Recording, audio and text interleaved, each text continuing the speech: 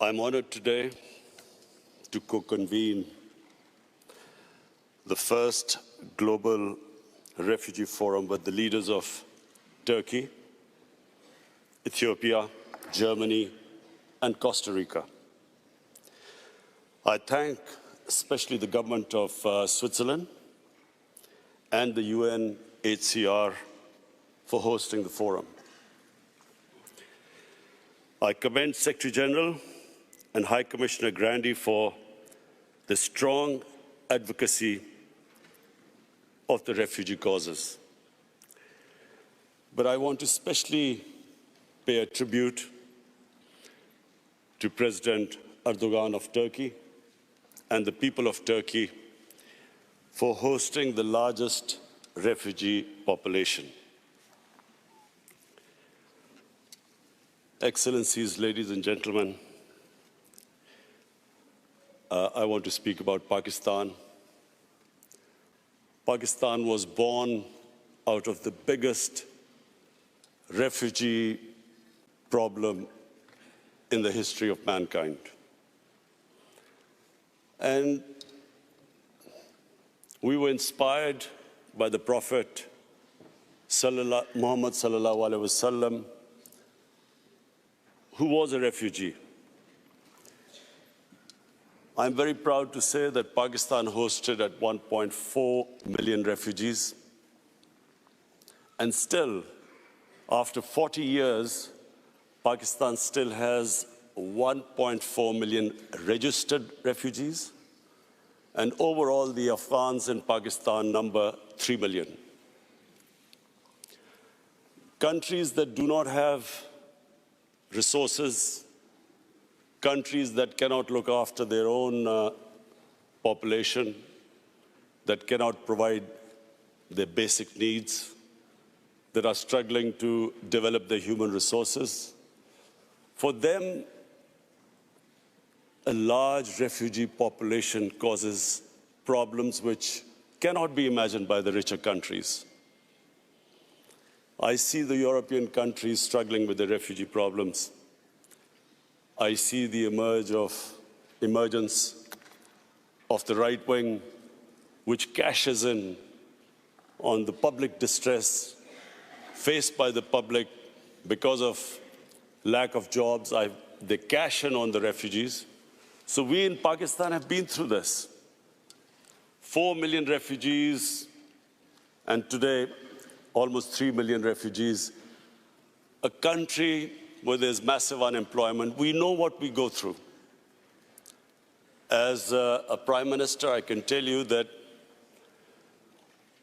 we face daily problems where our people want jobs, and clearly the refugees can become a target. But I'm very proud of my people, the way the people of Pakistan have hosted the refugees, the hospitality shown to the refugees for over 40 years. But the main point I want to make here today is that prevention is better than cure. We must all try and prevent people from becoming refugees. Pakistan is, and again I'm proud to say, we are trying our best now in the peace process in Afghanistan so that the refugees can go back with dignity. And we are praying that this peace process now succeeds. There's a political settlement in Afghanistan so that the people of Afghanistan who've been suffering for 40 years of conflict, finally, they too can enjoy the dividends of peace. Mr. Secretary General and High Commissioner, one of the things I especially wanted to come here and point out, and I do want to tell the whole world that they should be aware of one of the biggest impending refugee crises about to take place. In India, on the 5th of August this year, Indian forces laid siege to the people of Kashmir. Since 5th of August, 8 million Kashmiris have been literally shut inside. Their rights have been taken, people have been imprisoned, the leaders are in jail, all communication has been cut off. But the most important thing which the world needs to understand is that the professed aim is to change the demography of Kashmir from a Muslim majority to a Muslim minority. Now, if this is what the professed aim is, we are likely to have another refugee crisis. A refugee crisis that would dwarf other crises. In the United Nations General Assembly, I tried to appeal to the world community that they must take notice of this. What is going to happen? The people are under siege in Kashmir. Whenever the curfew is lifted, there are 900,000 Indian troops there. What is going to happen then? They're trying to change the demography by settling in Hindu population into Kashmir. What is going to happen then? So we know from our past experience, prevention is better than cure. If the world acts right now and puts pressure on the Indian government to stop this illegal activity, we could prevent this crisis. But we all know once a crisis starts, once there is a crisis, we all know that it's, as we know right now, as we know what is happening, as we know what is going on in Turkey with the refugees, we all know that it's very difficult, it's complicated. So many issues come in the way. So number one, I would like the world community to take notice of what is happening. We in Pakistan are not just worried that there'll be a refugee crisis. We are worried that this could lead to a conflict between two nuclear-armed countries. And so the Secretary General of UN is sitting here. I'm looking forward to inviting you to Pakistan in February when we host the refugee conference there. But I would really appeal to the world community that this is the time to take notice. Secondly, there is another thing happening in India. In Assam, the government has passed a Citizen Registration Act. What does that mean? That means that every citizen has to prove their citizenship. This is what happened in Myanmar. Before the ethnic cleansing of Muslims started there, they were all supposed to first prove their citizenship. This is what is happening in Assam.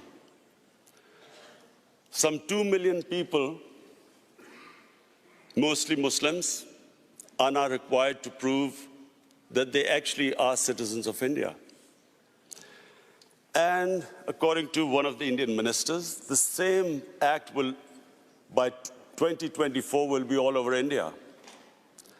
So, along with this act, there is another law just recently passed, that from Pakistan, Afghanistan, and Bangladesh, any minority that is persecuted can find citizenship in India. That means that anyone except Muslims can find citizenship in India.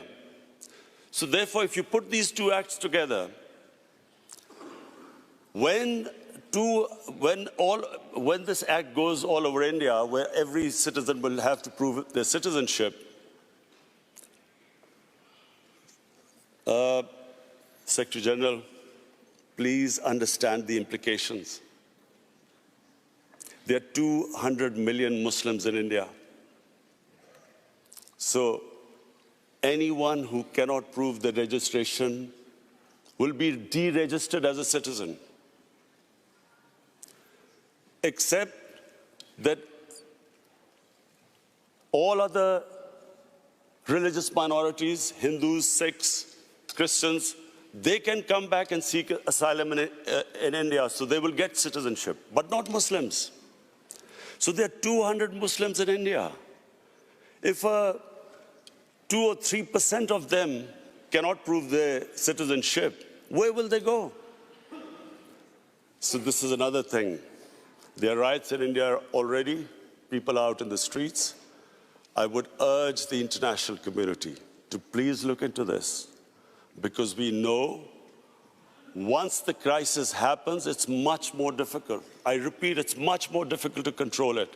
It's much easier right now for the world community to step in and see what is happening. And I urge them, because we in Pakistan stand to suffer.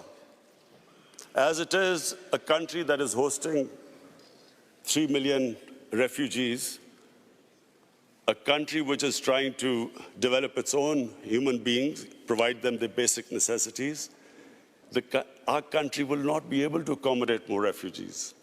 So I especially came here, Mr. Secretary General and High Commissioner, I especially came here that this is the time for the world community to take notice.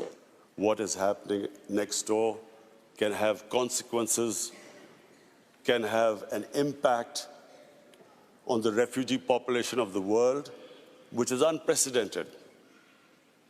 Thank you.